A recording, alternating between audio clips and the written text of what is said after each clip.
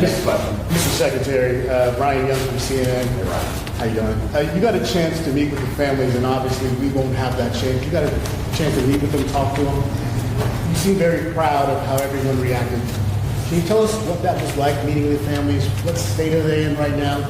Share what the public was concerned about these folks who obviously didn't deserve the shot.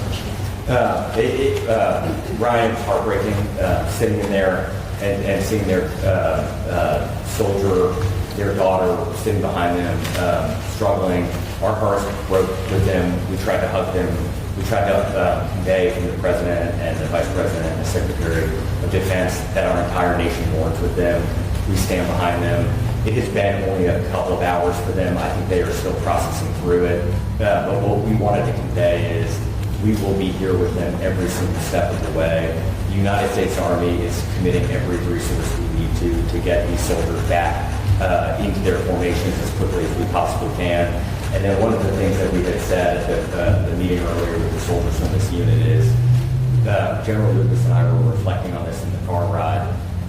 These kind of moments, especially if you've deployed, you've got to see them more frequently.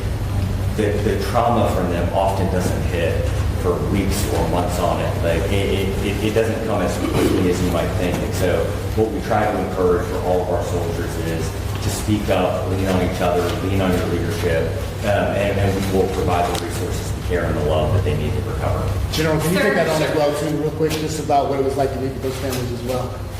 Yes, sir. Thank you for the question. It's heartbreaking. It's painful to see them struggling with a wounded family member.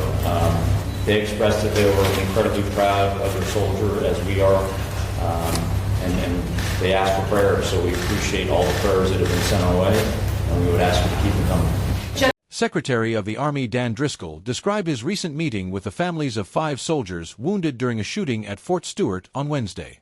The encounter was deeply emotional and heartbreaking. Many family members were visibly struggling as they sat beside their injured loved ones, and the atmosphere was heavy with grief. Driscoll conveyed condolences and support from the highest levels of government, including the President, Vice President, and Secretary of Defense. He emphasized that the entire nation mourns alongside the families and stands firmly behind them during this difficult time. Although only a few hours had passed since the incident, the families were still processing the trauma. The Army is committed to providing every necessary resource to support the recovery of these soldiers and to help them return to their units as soon as possible. Driscoll reflected on the nature of trauma experienced by deployed soldiers, noting that the emotional impact often takes weeks or even months to fully manifest. He encouraged soldiers to speak openly, lean on their fellow service members and leaders, and assured that the Army would offer all the care and support needed for their healing.